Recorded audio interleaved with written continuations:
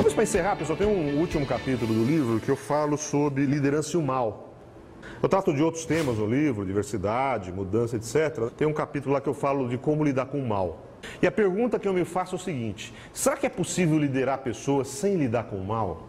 Será que é possível liderar pessoas sem você lidar com inveja, sem você lidar com arrogância, sem você infringir dor, às vezes, desnecessariamente, sem lidar com corrupção? Será que é possível? É provável que você chegue à mesma resposta que eu, que não, que o mal está presente ali no nosso dia a dia. Nem sempre ele é muito visível, às vezes nem é tão fácil de reconhecê-lo. A internet, há uns anos atrás, teve uma enquete que você tinha que escolher o presidente do mundo. E aí tinha os perfis lá. Então tinha um perfil, era o seguinte: o sujeito era um herói de guerra, era vegetariano, promulgou, quando governou lá o seu país, as primeiras leis de proteção aos animais, não bebia, não fumava, era reconhecido por tratar muito bem os funcionários, secretárias, subalternos, um homem de muito sucesso. O outro, tinha vários, um outro candidato, ele acordava todo dia, meio-dia, nasceu em berço de ouro, acordava com um copo de uísque na mão, dormia com um copo de uísque na mão, fumava, bebia, fumava que nem uma chaminé, bebia, levou a vida inteira de fracasso em fracasso, foi demitido de todos os cargos ministeriais que ele ocupou por incompetência, e aí tinha lá o perfil e você tinha que escolher. Então, vocês devem adivinhar quem que são os dois, né? Quer dizer, o vegetariano que amava os animais, etc., Adolf Hitler, né? E o outro é o Winston Churchill. O mal nem sempre, né, aparece com cheiro de enxofre, com chifres, com rabo. Às vezes não é tão fácil assim você reconhecer. Um dos primeiros contatos que eu tive com o mal foi eu tinha 20 e poucos anos, eu entrei para trabalhar numa empresa, a empresa nem existe mais, foi no século passado isso, e é uma empresa de fogões. E eu nunca esqueço, né? Primeiro dia na empresa, estava lá, foi na hora do almoço, refeitório. No meio do refeitório, uma mesa servida por garçons, com uma comida diferenciada, vinho, e todo mundo ali num bandejão com a comida horrorosa na bandeja, né?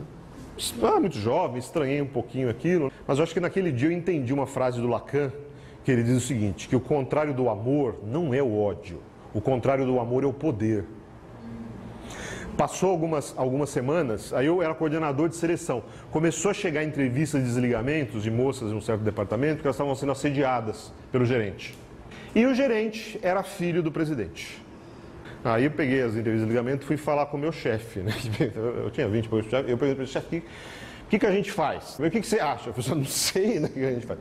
Aí ele me lembra até hoje, ele olhou nos meus olhos e falou assim, na dúvida, a gente vai fazer o certo.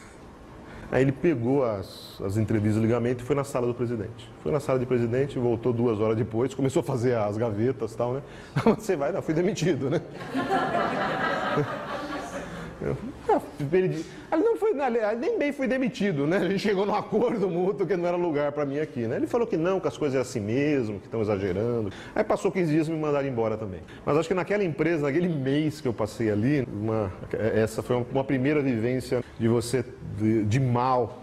do mal nas empresas. Filosoficamente, existem 2 pontos de vista sobre o mal. Um que diz que ele é uma força externa ao homem, que age no mundo através do homem, que é o ponto de vista da maioria das grandes religiões tradicionais e que é uma força que precisa ser combatida.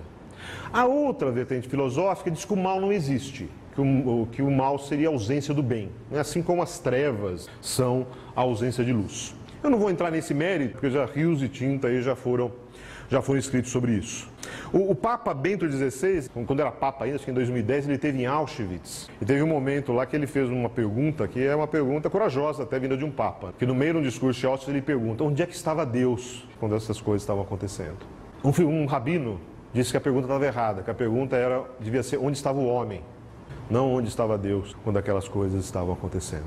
Quando a gente olha, né, para o mal que a gente encontra nas organizações hoje, né, uma pergunta que, às vezes até com outro tom, que muitas pessoas fazem, né, como é que eu lido com isso? Me lembro de uma pessoa, no fim dos nossos programas, ela se julgava muito ingênua e não conseguia ver os jogos de poder nessa coisa da empresa e perguntou bem, que livros que ela devia ler para aprender, né, a lidar com isso? Eu falei, bem, não sei se com um livro vai funcionar. Em todo caso, você pode ler, né, pode ler biografias aí de Stalin, Hitler, né, Bismarck, pode assistir o House of Cards, pode ler os jornais hoje, né, tentar analisar o que acontece, né? A gente vê ali todo um processo de sombras ali de ler acontecendo. Mas só a única coisa útil que eu pude dizer para ele, que no meu ponto de vista eu acho útil, que para você lidar com o mal fora, talvez o primeiro passo é você reconhecer o mal dentro de você. Você reconhecer que todos nós somos capazes de provocar dor desnecessariamente, que todos nós somos capazes de ser arrogantes, de ser orgulhosos demais, que todos nós temos essa semente dentro da gente.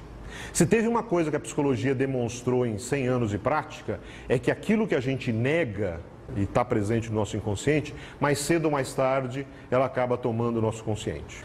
Jung dizia que o que você não consegue trabalhar em você se torna destino depois. Então você acaba encontrando com isso, ou dentro de você, ou fora de você. E quando a gente fala dos líderes, vou contar uma coisa para vocês, que líderes só confessam em consultórios terapêuticos ou em sessões de coaching, assim, de muita confiança. Líderes morrem de medo. E por trás do mal, na maioria das vezes, está o medo. Tem uma síndrome comum das lideranças, que é o medo do não merecimento. Quanto mais arrogante é o sujeito, mais isso é mais forte. Sabe aquele cara que faz, que acontece? Quando você entra, ele se permite entrar numa conversa mais profunda.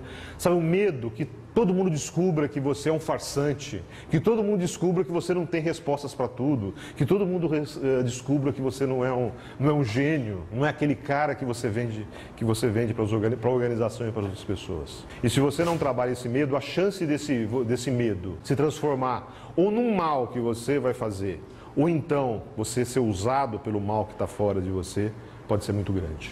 Para encerrar, talvez, falando um pouco de mal também, duas histórias de São Francisco, que era um grande líder. Falando aí de ver o invisível, São Francisco teve um período da vida dele que ele viveu alguns anos pregando lá pela Itália. E ele tinha um assessor dele que era o irmão Leão.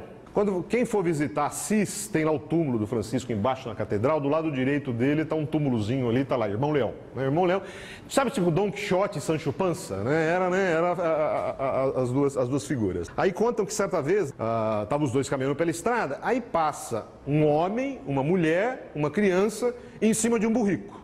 Aí eles passam, né, e São Francisco, boa viagem, José. Aí o homem, né, agradece e continua. Aí o irmão Leão pergunta, ué, o senhor conhece aquele homem? Ué, claro que eu conheço. E você também conhece? E eu não. O irmão Leão, um homem, uma mulher, um menino e um burrico. Quem que você acha que é, irmão Leão? Quem que passa pela gente o tempo todo e a gente não vê? Outro dia, estavam os dois deitados no gramado, observando o céu estrelado. E aí, né, o irmão Leão, irmão Francisco, aquela estrela lá, quem que é aquela estrela? Ah, aquela é o arcanjo Gabriel, irmão Leão. Ele brilhava desse jeito quando veio anunciar, né, anunciar a vinda de Cristo à Virgem. Olha, que legal. E aquela lá, irmão Francisco, né, aquela, a mais brilhante de todas?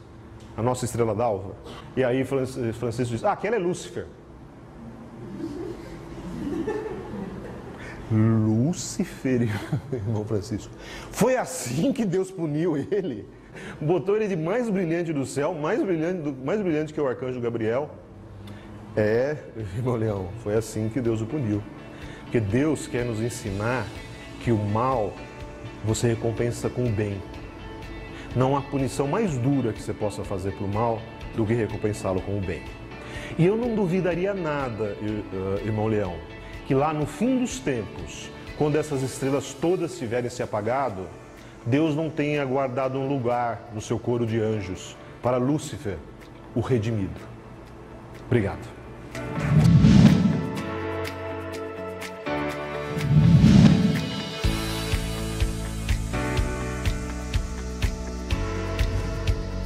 Inscreva-se no canal, ative o sininho e receba todas as nossas novidades em primeira mão.